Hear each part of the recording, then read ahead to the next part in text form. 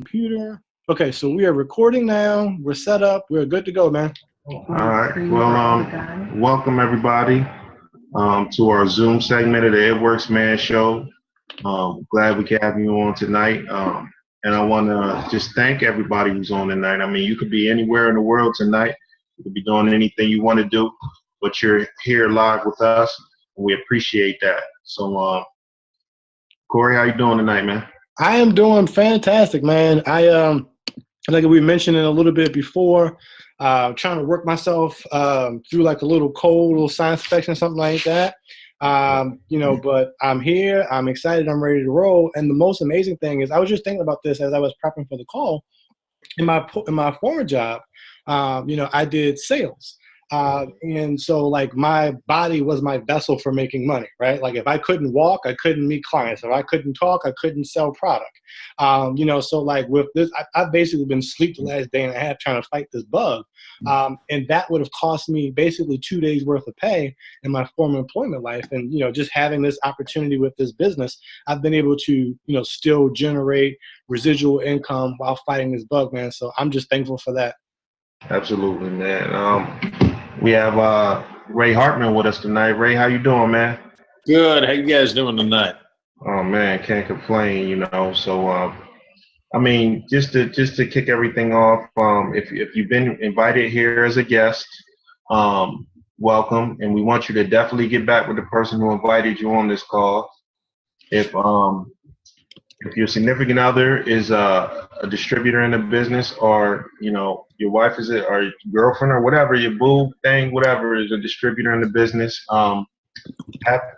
reach out to us and we'll get you on the It Works Man Cave. So with that being said, we'll go ahead and kick things off. Hey Ray, why don't you let the people just a quick brief background, on how I found y'all, and we'll go from there. About how you found me? Nah, man. How it works? I can actually answer that. We met on top of the Space Needle in Seattle. That's when we met. Yeah. That actually happened. So I think we're going to kind of talk about maybe some conference takeaways today, relative to how it impacts guys in this business and or spouses that may not have necessarily be in the business. So I will start this out like this, which Rhonda, my wife, found Facebook at the end of 2011, or found It Works on Facebook at the end of 2011. Okay. And she saw a little ad, said, see results in 45 minutes. And immediately, like most gals who might want to see some sort of result in 45 minutes, she clicked on it and went along and put in a request for contact from somebody at the company. Which happened the next day. She got a phone call and she spoke to the gal for an hour and took 11 pages of notes. And she did have a previous network marketing background. So she said, well, $99. Okay, I'm in. Let me try it. It's worth it. She made the executive decision. I didn't know anything about it. And she worked that business and just working, building through social media and friends and family that she knew. And that was in September. By December 31st of that year, 2011, again, me just kind of going, oh, okay, great. You got something going. That's fine. Yay. Our first check was $87 or something like that.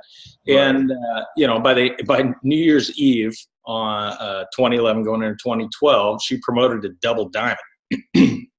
So she had some pretty good feedback from the folks that she was reaching out to, and obviously, built a decent business. And conference that year was in January 2012.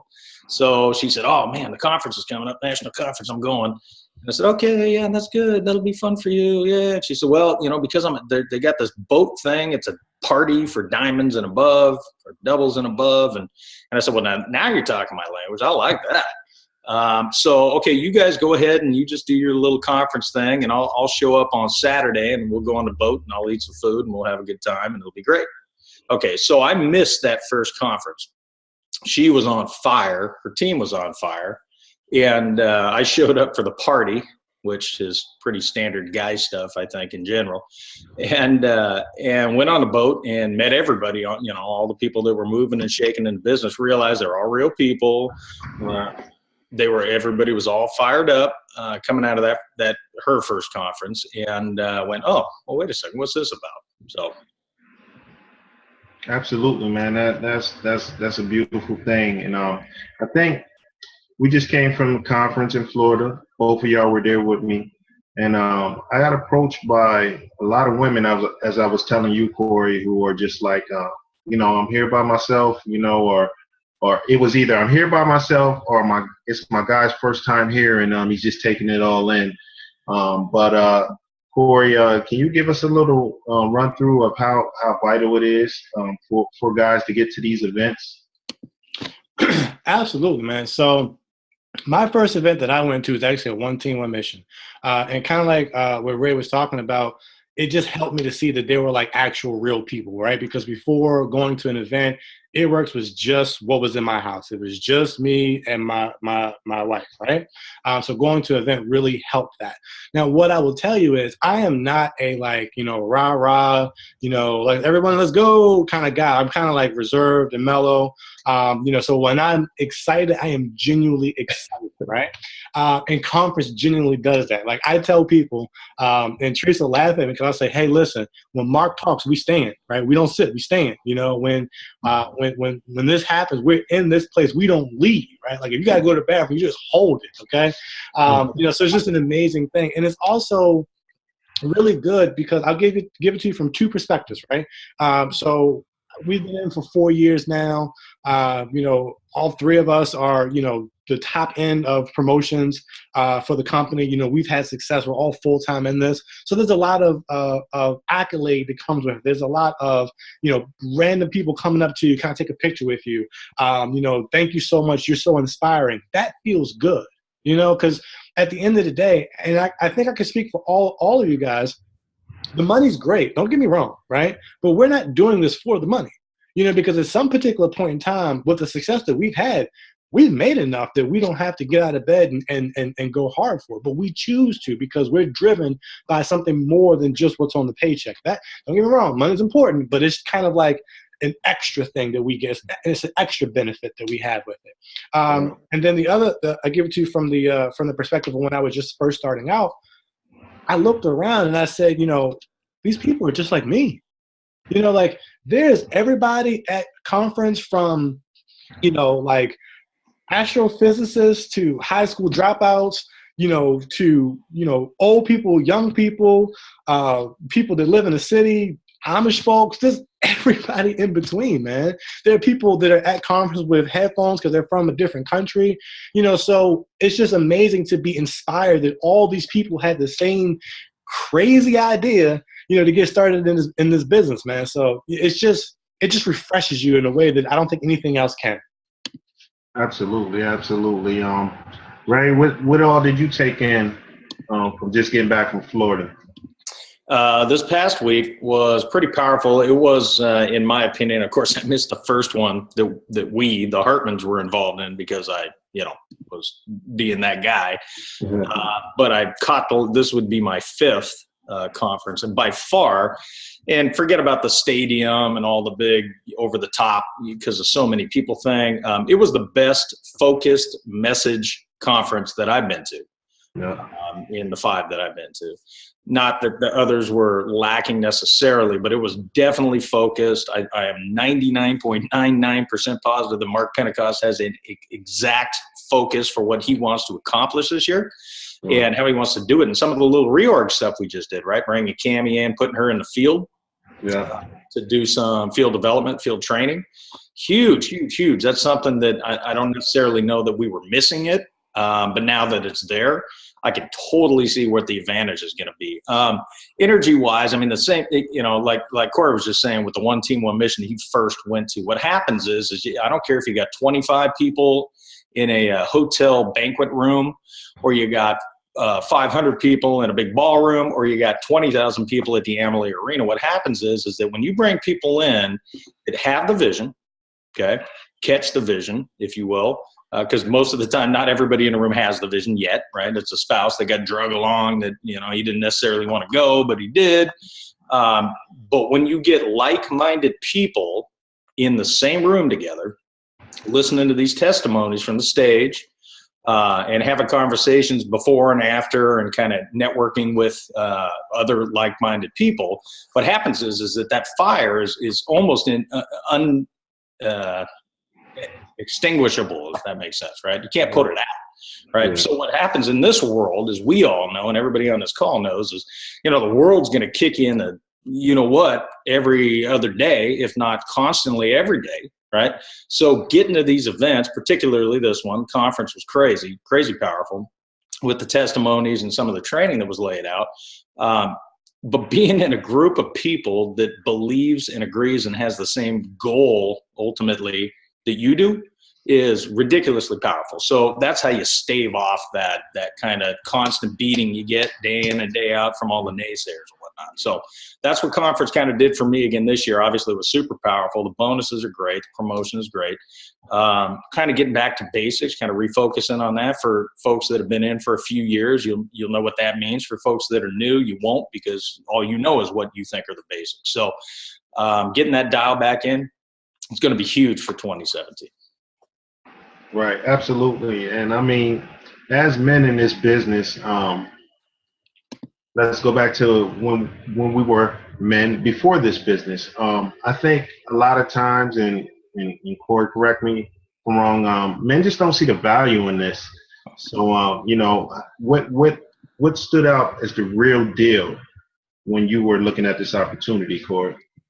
Well, it was really simple for me. So, we live in the Northeast. It is cold around this time of the year. My wife started in November, and at the time we were living in an apartment, and it's one of those apartments where like when you walk in the building, you're still outside, like it's not all the way enclosed. It's kind of like a breezeway. And there would literally be like 2 or 3 women waiting outside of my door for my wife to get home to get wrapped. Mm. It gets dark at like 4 o'clock, 4:30 in the wintertime. They're standing there in 20-degree temperature waiting to get wrapped. And I'd be sitting on the couch. I watch them walk in, laugh, talk, and giggle for 10, 15 minutes, walk back out, and like they would leave cash. And like I was just like, wow, because I've been in sales my whole life. So I was like, these people are excited about this. Like, I don't know what the heck it is. I always give the saying that, like, us as guys, we don't understand half the things ladies do to get dressed and get prepared. We just let them go when they leave, right? But, like, we have no idea what goes into all of it, right? So this is, like, a whole new world for me that I was seeing. And I started to notice people by their pants, right? So when my wife was putting together the before and after pictures, like, oh, that's the girl with the green pants. That's the girl with the jeans. Like, these results are amazing. Like, that happened. Like, she left the house and this happened a couple hours later. So, like, that was all that I needed, right? And it was actually funny because, I actually had to kind of fight my way into the business. So I wanted to go in November. But my wife, she didn't let me join until February because she was just like, it's a ladies thing. Like, you don't need to be here. Why do you want to be? Like, she was just kind of questioning my motive. And I was just like, no, I want to be a part of this because they're excited. Right. Actually finally convinced her, with enough, jabbing to get into the business. But that's what got me excited about it. And the other thing is, and I'm a firm believer in this, no one cares about the bills in your house more than the people that live there, right? So, like, if you want to have a healthy relationship, it doesn't make any sense to sit around and to, disparage, your spouse or significant other from trying to improve your situation. If anything, get behind them and give them a push. It might just work out for you. Right. Like, I had someone at conference ask me, it was a group of ladies, and they were basically talking about how to get their spouses involved. And the question that one of them asked me was, what would you would have said if it didn't work? And I gave her a funny look, and I was like, nothing. Like, I wouldn't have, like, I'm not going to, like, start talking sugar honey iced tea like I told you not to do that. No, man. Like, I would have been like, let's try something different. Like, so yeah. And one thing I just want to piggyback off of what Ray was saying, I can remember maybe over, like, the last year and a half, Mark was basically like, hey, we are going to $1 billion. We're going to $1 billion. And when we get there, we're going to change some things. We're going to $1 billion, right? And when Ray mentioned that we kind of hit the reset button as far as how the business operates, I saw that and felt that as well. And it was a positive thing. This is my 3rd conference, and by far, this is the best one that I've been to. In past times with this company, we've gotten tips from, hey, what is this person doing to launch newbies? What is this person doing to launch newbies? And this year this is what we're all doing to launch newbies. When I joined, we had, 90 days to go diamond, get your 10K bonus. And like when I joined in February, my goal was 90 days to go diamond, by April, I think is what it is, or May, whatever. And that's what I did. And whereas though in the past, we've had like these kind of like sporadic things, like bonuses are going to the end of the 31st, and it kind of just throws off a loop. But with the bonuses that we have now and the direction that we've gotten from corporate and from our leadership, like you can write a book, man. Like I can predict what's coming, and that's just going to help. So, if someone wants to know if this is the best time to join, absolutely. I look at it as one season ended and a new season is beginning, right? So a sports team has a season, from week 1 to week 17, then they go to the off season and come back at it again. Our season lasted a couple years. Our season lasted, from when I joined, when we were just hit 500 million in sales, to this past year when we hit $1 billion in sales. Now we have a new season. And with a new season means there's going to be a whole lot more success stories like you and I that you all have an opportunity to be one of those, and you have that clear, concise focus. You know what I mean? You have an opportunity to become legendary, like Mark said. You have that drive and that gumption, man. So, you just got to feel it, because it's out there. If you can't feel it, you might got to check your pulse, man. Yeah, absolutely, man. And let me say, as I'm looking here, we have pretty much almost like 200 people in this room, and I'm sure there's a fair balance in here. But let me speak to the men for a minute and just be honest. Like, the reason I'm here is because her paycheck beat my paycheck. I'm just keeping it all the way real. I did not respect this at a time where I felt like I could make more money doing whatever it was I do. That's just the way it is, and that's what I'd say a strong 80% of men. It's just like so. To any women who are doing this, you got to go to work. If you're a single guy doing this business and you want to show your significant other value in this, because there are those rare cases out there, you got to go to work and show the value in this. So when she brought home that $6,000 paycheck in 30 days as a diamond, I said, all right, okay, show, what's going on here. I had to put my pride aside and really take a closer look at this thing, right? Yeah, let me bounce on that too, Rob, because that pride thing. I'm older than all y'all, by quite a bit, and I've had this conversation with 30 guys on our team over the last 5-6 years, and the conversation goes generally like this, which is, what do you care? Why do you care? Where the money's coming from? As long as it's coming. And it's in the same bank account. Right. Because guess what? You keep playing those games, and it's not going to be going in the same bank account anymore. You know what I mean?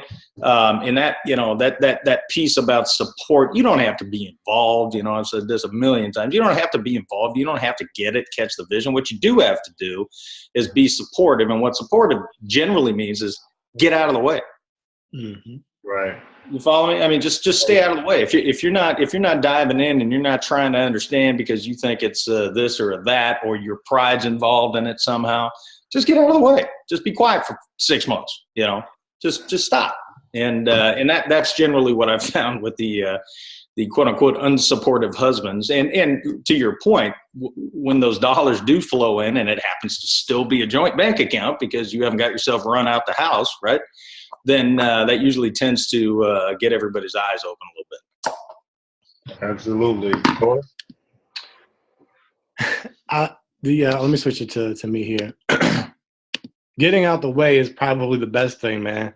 Like Ray said, you never know how it might just pan out. You know what I mean? So just don't be a roadblock. I mean, even from the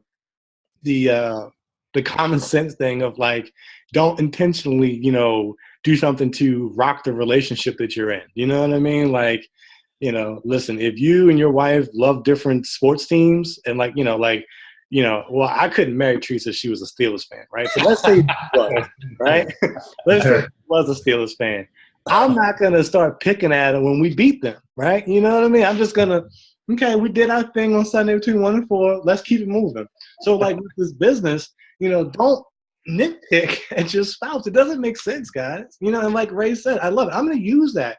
Why do you care where the money's coming from or how it's coming, as long as it's going in the same bank account?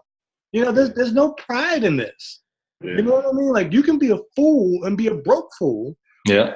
Get on board, and this can change, you know, not just your life, but everything. Like, you got to understand, like, this business pays the tuition for her brother and my sister. Like, what else can you do to generate something like that, right? It's one thing for you to be successful, right? But when you're, you know, way successful above everyone else that is in your circle, family and friends wise, it's only a matter of time before people start hitting your pockets, even if they don't mean to in a malicious way. You know, maybe you can't go to a restaurant you really love because, you know, a $50 out nighting is not feasible for, you know, a husband and wife with a kid and a 9-to-5. You know, so maybe you got to start paying the tab just to hang out with your friends. But with this business, I'm able to bring my friends on with me. I'm able to bring my family in with me, and I'm able to help them make money in the process. You know, I can't tell you how much learning is being done in and around this. You know what I mean? Like, so my sister's going to school to be a veterinarian. Am I saying that right? A vet. Let's just say a vet. I feel like I'm putting an extra syllable in there. She's going to school to be a vet. So she may not be wanting to use these entrepreneurial skills, but when it comes to her getting regular jobs, like, she has mastered this interview process because she knows what business owners want to hear, because she interacts with 2 business owners on a daily basis. You know, so it's just been an amazing adventure. Right. Just checking out some of these little questions here. Yeah, I see the one. I see the ones come up a couple times, Devin. I think about, you know, what do you guys do? How do you work this business? Okay. And I'm not sure if the question is focused towards a guy who's in it with his spouse or girlfriend, or just a single guy out trying to get it done himself and taking advantage of the opportunity. Either way, I think the answer is the same. Well, no, it's not quite the same. If you were in a relationship, right, where your spouse or your girlfriend is involved as well, then you need to find core competencies. All right. Like Corey, I was in sales once upon a time, and I'm telling you right now, the last thing in the world I needed to do was to be making technical, detailed follow-up shipping calls. Okay. I didn't need to be doing that because I'm terrible at that. That's not my skill set.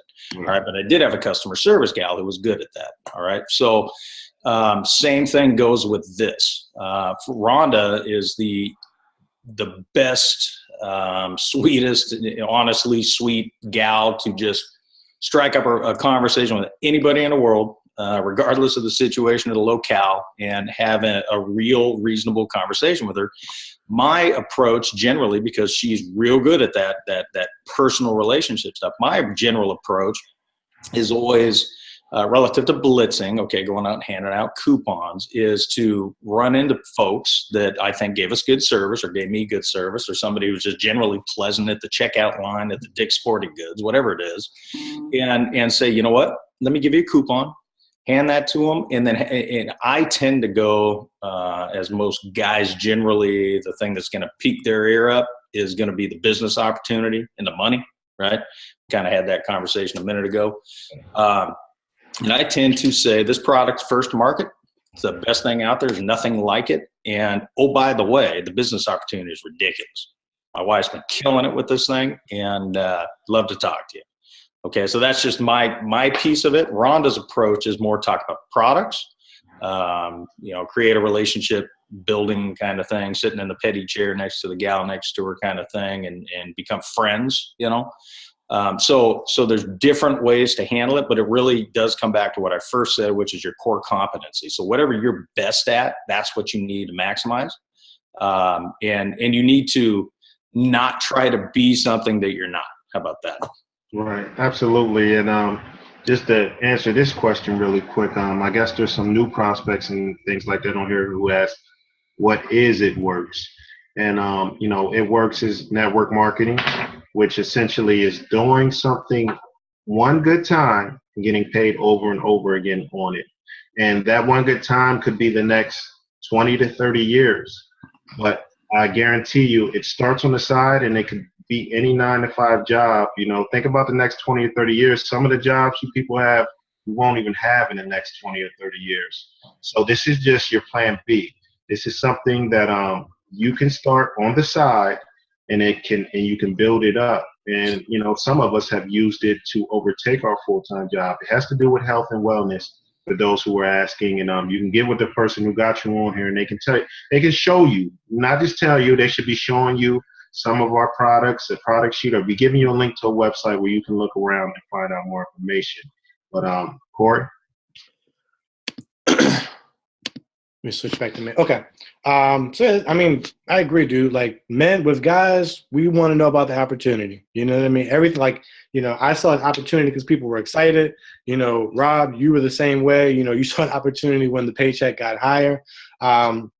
You know, just the kind of, I think there was one question. Let me go back to it here. I think I had it maybe saved and written down.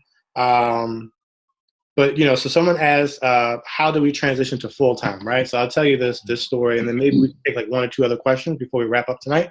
Yeah. One of our uplines is Adrian Cervantes, and we were on our second honeymoon, and we were in Florida, and they live in Florida as well. So her and Michael came out to see us. And I can remember – you know, she has a similar story to me. You know, we made 6 figures. You know, we're both from the Baltimore, Washington corridor. You know, so there's some similarities there. And I remember she was telling me, like, you know, hey, you are going to need to leave your job because you're going to make more with ItWorks than you do at your job. And even if your check isn't there right now, staying at your job and trying to juggle both is actually costing you more. She's like, think about it. You are committing mental space and energy over here to keeping this job going while trying to build this business. And if you just drop this would just raise up. It's like that counterbalance weight thing. It would just raise up. And that was important for me because I never intended to leave my job, okay? Patrice left her job 6 months into the business. And so I'm going to preference with like this, right? If you're listening to me and you want to duplicate what I've done, that's fine, but don't be stupid about it, okay? So when Patrice left her job at the state, she was making maybe like $34,000 a year. I made 6 figures, right? So if this business failed, right, I could support my entire family for months easily, you know, while she had an opportunity to get back on her feet. She's got a master's, okay? So, you know, she would be able to find something to bounce back. So it was a calculated risk, right? She was making more money with ItWorks at that time than she was at her regular job. And I knew that we had, you know, a backup plan, something to fall back, right? And I never intended to leave mine because I figured, like, you know, hey, you might as well just kind of have that security. But like I mentioned, put it in the bank. That's right. I was right there with you, brother. Mm-hmm. And it wasn't until I had that conversation with Adrian. So when I said, you know, wow, like you're right. You know, so I literally stayed at my job. And, you know, and Patrice would also mention this one quote to me. She would say, you'll know when it's time to move on because things will become uncomfortable for you, right? And I always listen to it, but it's one of those things to where you don't understand it until it happens. And so, you know, I was #1 in sales in the DMV, and that's DC, Maryland, Virginia, for Verizon for almost a year. Right, like the entire company, right? I was killing it, and I remember, you know, I got married. You know, my focus kind of changed a little bit. Like, you know, I wasn't necessarily like a single guy or like a guy with a girlfriend. I was starting my family, you know, so I couldn't break my back for work. You know what I mean? The same way that I could before, right? And I remember that, you know, my job was really like hammering me for my production. And you got to understand that when my production took a dip, I was still #1. You know, I just wasn't blowing everybody out by like 2 times, right? Right. And they knew that I was in the process of getting a house built. And, you know, they knew that like this was important to me. And I can remember, you know, towards the end of my time, and I'll wrap this up in a second, but towards the end of my time, I was going on performance improvement plans. We call them PIPs. And like I'm #2 or #3 in sales. And like I'm on a PIP, and like a person is getting fired next week on a PIP. It doesn't make sense. And at that point is when I realized, like, it has now become uncomfortable for me.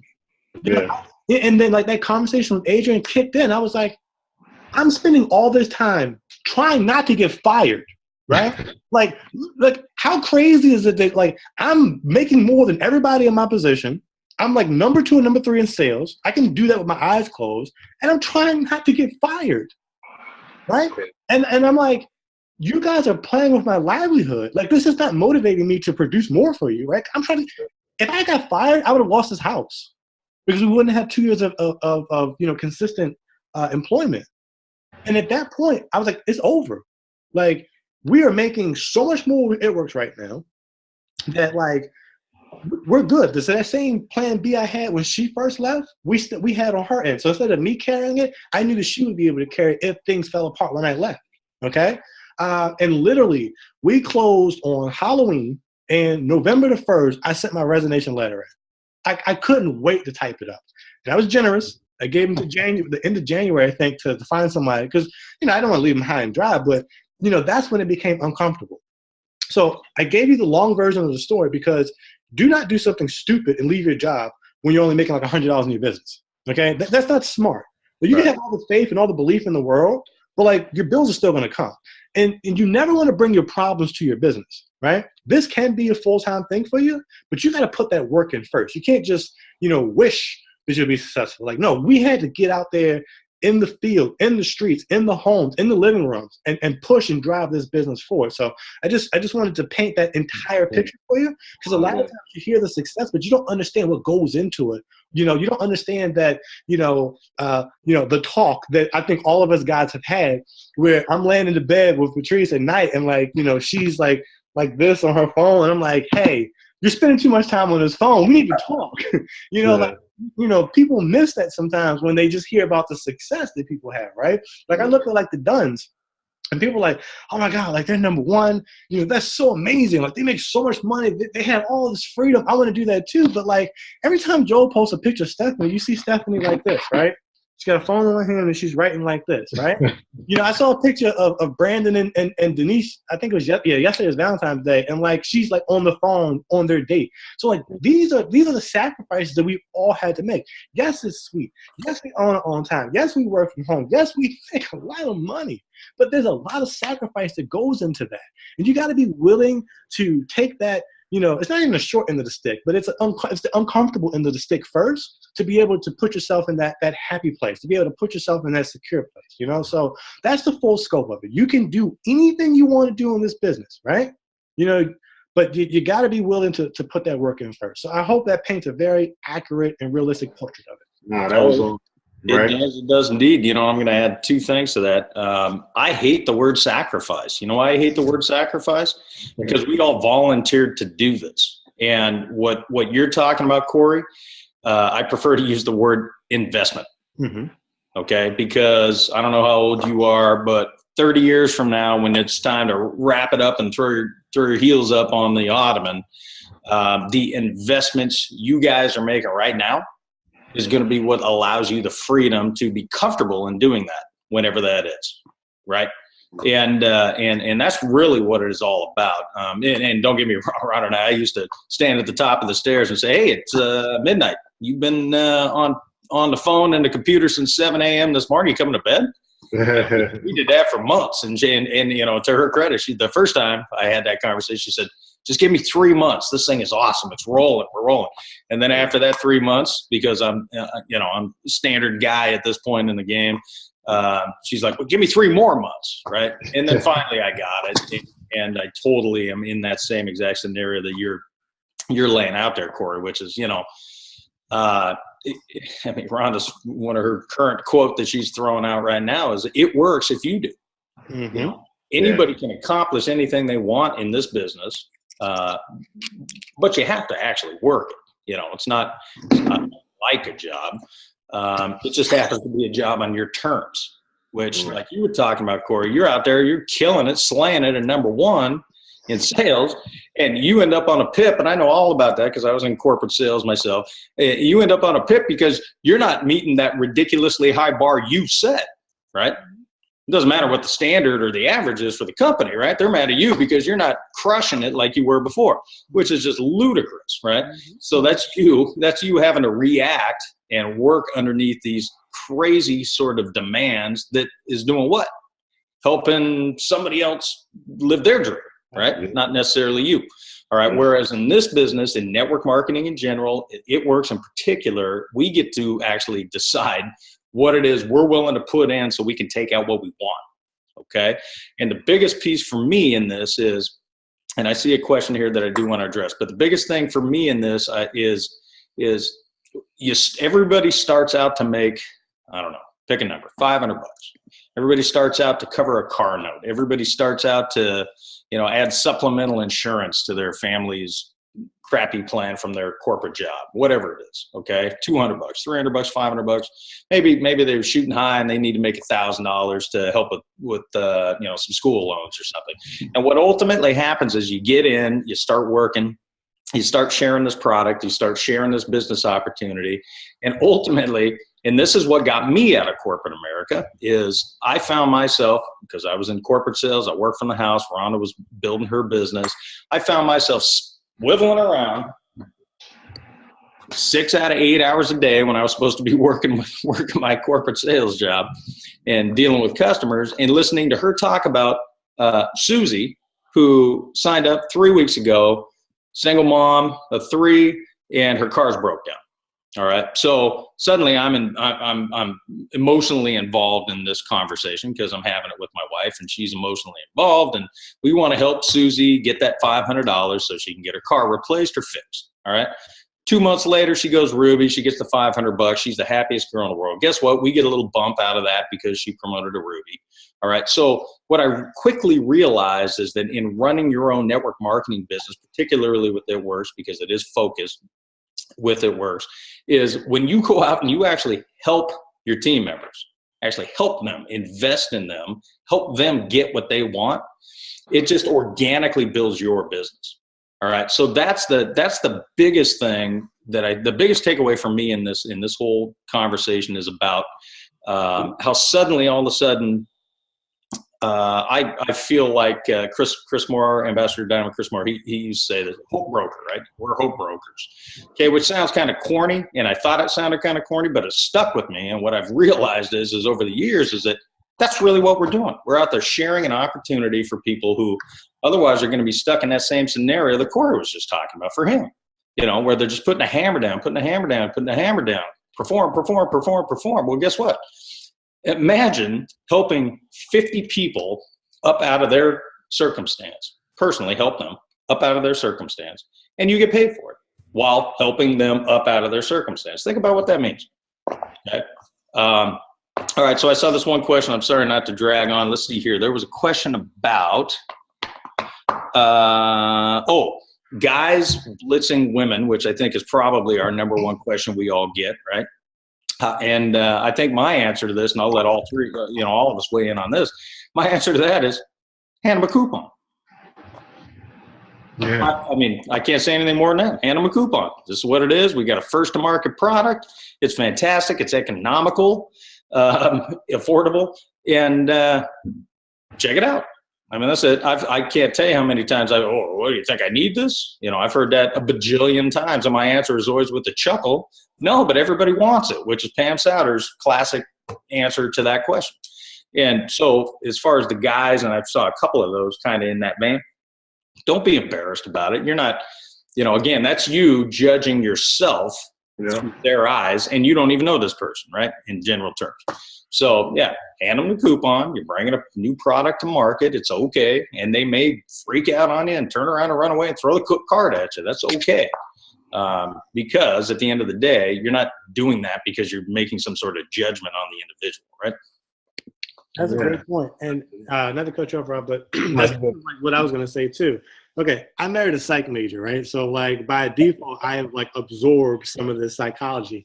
And I forget the actual term, but like you were saying, Ray, we tend to view the world from what we think, right? So we think that if we hand this to, a lady, they're going to have a negative reaction back to us. They're going to think that we're calling them fat. We're going to think that we're insulting them. That's projecting. Yeah. That's not the case. You know, like, you know, do you get offended when you're like Sam's Club or the BJ's and someone offers you like, you know, a piece of whatever, you know, toaster strudel?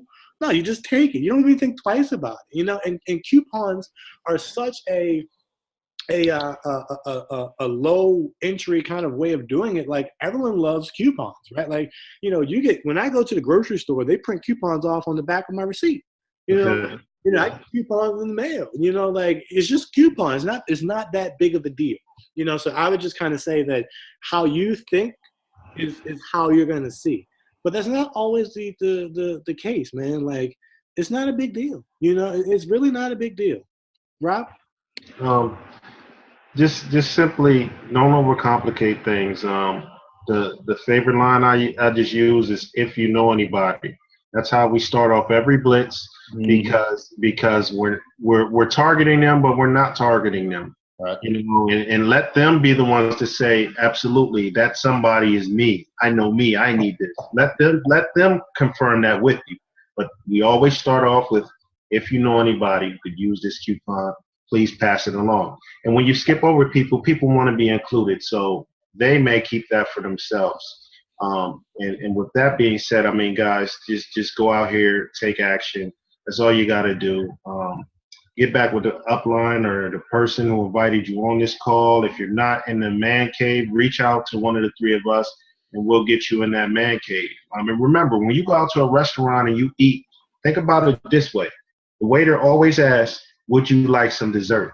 And a lot of times I hear people say, nah, I'm stuffed. I'm good. That dinner was huge. Well, the waiter doesn't throw down his apron and storm out the restaurant and say, desserts are a scam. I'll never ask anyone, do they want a dessert again?